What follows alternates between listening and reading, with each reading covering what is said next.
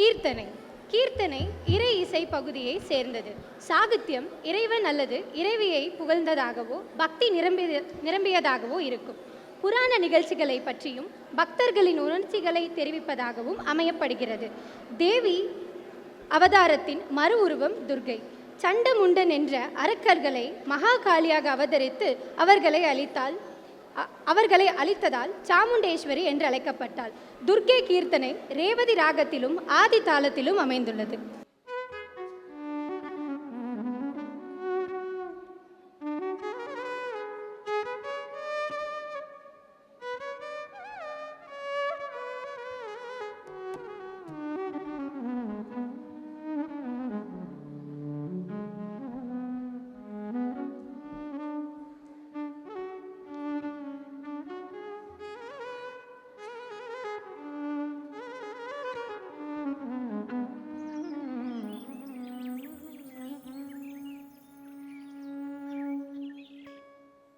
பாரெங்கும்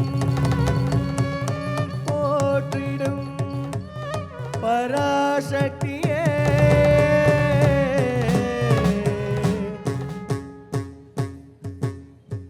சண்டமுண்டனை சம்ஹாரம் செய்த சாமுண்டேஸ்வரியே,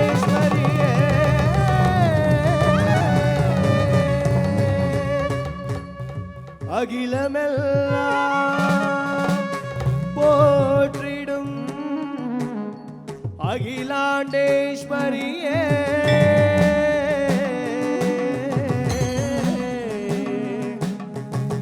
தாசன் கிருஷ்ணன் பணியோ துர்கா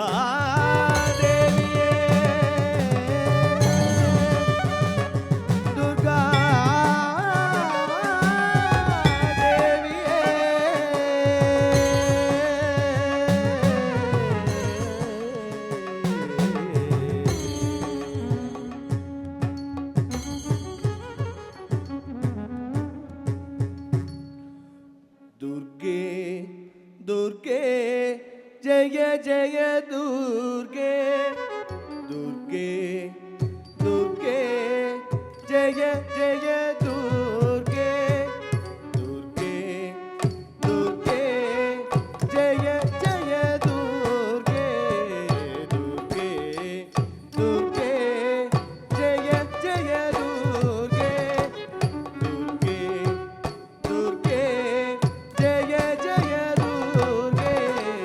दुर्गे दुर्गे जय जय दुर्गे, दुर्गे दुर्गे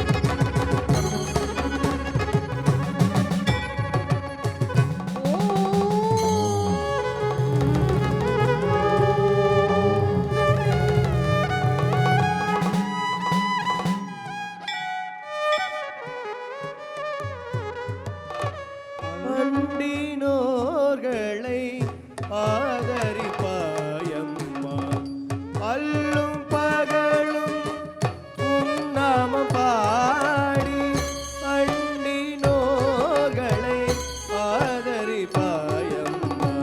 துர்கே துர்கே ஜெய ஜெய துர்கே, கருணை புரிய இதுவே சமயம்.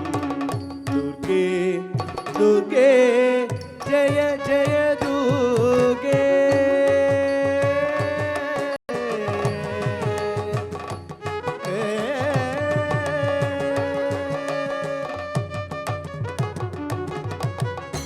பொற்கரங்கள் 18 உடையவளே, பொற்கரங்கள் 18 உடையவளே, 1000 கண்கள் உடையவளே, 1000 கண்கள் உடையவளே, 1000 நாமங்கள் கொண்டவளே, 1000 நாமங்கள் கொண்டவளே, சங்கு சக்கரம் இளம்பு தரித்தவளே, சங்கு சக்கரம் இளம்பு தரித்தவளே, சிங்கத்தின் மேலே வீற்றிருப்பவளே, சிங்கத்தின் மேலே வீற்றிருப்பவளே, மங்கள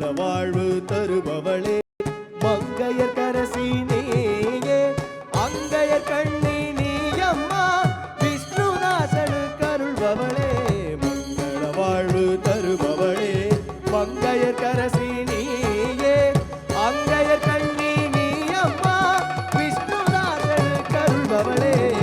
துர்கே துர்கே ஜெய ஜெய துர்கே, கருணை புரிய இதுவே சமயம். ஜெய ஜெய தேவி